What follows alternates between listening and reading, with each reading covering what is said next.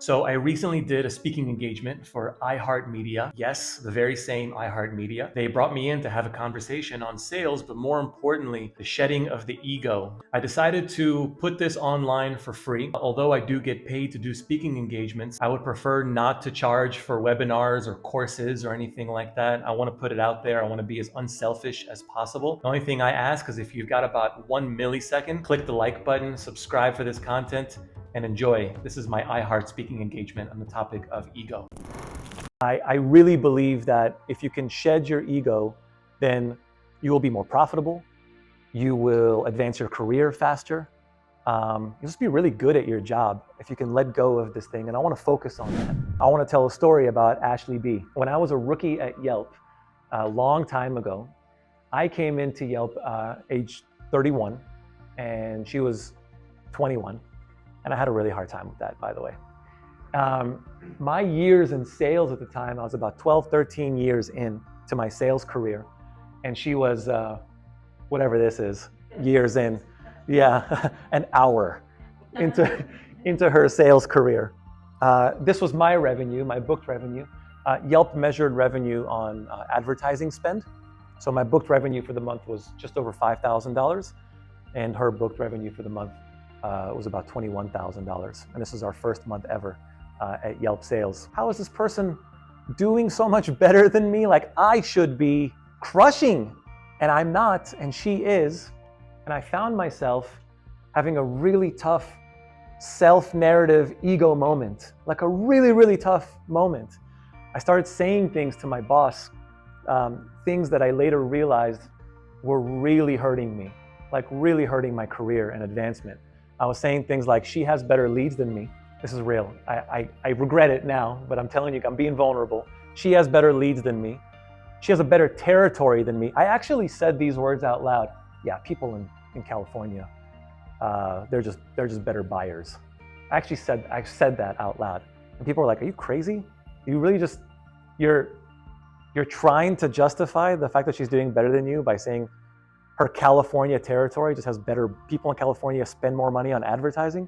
By the way, I was calling New York, DC, and Miami.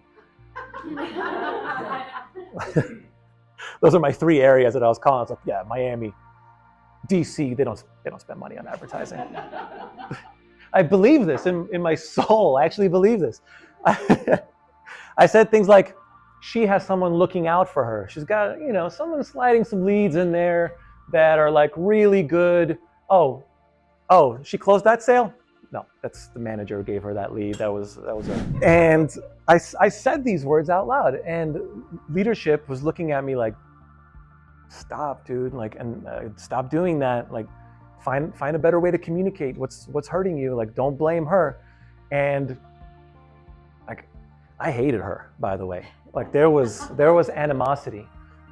More to come on Ashley B momentarily. It dawned on me, actually, because we were on the phone with small business owners every day. Guys, hundreds of calls a week with small business owners. And it dawned on me after listening to them over and over and over again, that small business owners were using the exact same narrative. Like I was saying, she has better leads.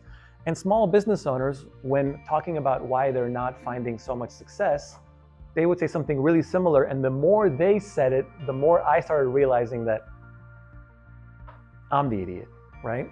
They started saying things like, they have a better location than me. That's why they're doing better.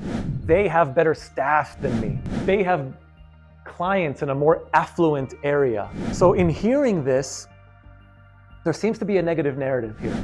Why can't it simply be, good job, right? Great work. I love what you're doing. I would love to sit with you and shadow you and learn from you. Why can't it be that? Because it hurts, right? It hurts to say those words. They got a little ego death every time we say those words. My younger brother would never. No. Wait, your younger brother will never ask you for? I'm sure he would. Oh, okay. You're not going to ask him. I'll never ask. You're never, it's too bad. Maybe he's doing something really great. What actually happened with Ashley B? So this is real. I reached out and I said, do you mind if I shadow you for a while? Man, are I really did not want to do that. I said to her, and this was advice that I got from my leader at the time, he was like, just go over there. Like, and he gave me a little script. He's like, just read this. It was hard. It was really challenging. I said, you're really good at this. Can I please shadow you for a while? And I was so unenthusiastic. Can I please shadow you for a while? You're really good at this. Ashley's response, oh my God, yes, I'm all in. Can I shadow you too after? And that's where like my heart sank. And I'm like, God, that angered me more than you know, because she was so nice about it.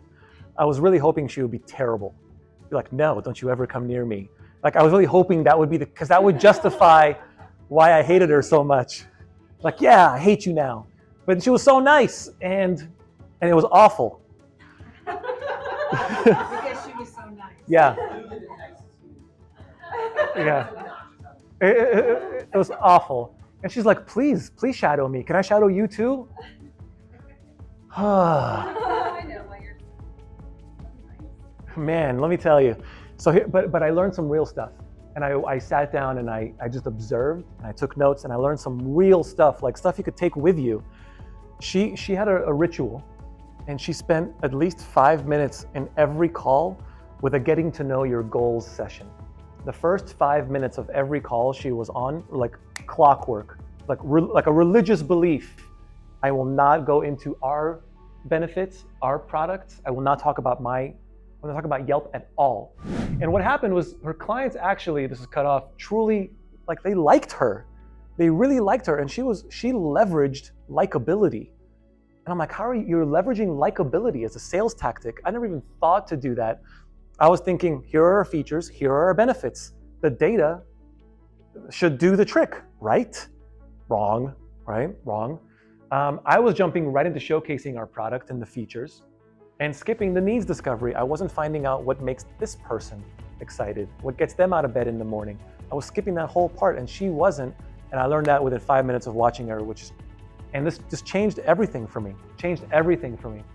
I was selling features, and she was selling feelings. And I needed to learn that the hard way. She was trust selling, she was making friends, she was creating relationships. Made it a whole lot easier for her to do upsells too, by the way, which we won't even talk about that because it's a whole other conversation. But like the amount of upsells that she had was through the roof because she just stayed in touch. Like, hey, what's up? It's Ashley. Ashley! It's like, damn it, how do I get that? Man, it cost me a lot of money to be proud, a lot of money. More importantly, it held me back from career opportunities and advancement because the people above me did not appreciate that. I'll tell you right now, if you came at them with the words, I deserve, or I'm entitled, you just delayed your promotion by like 1.5 years, right? They weren't having that. So learning those lessons was really important. So it cost me money.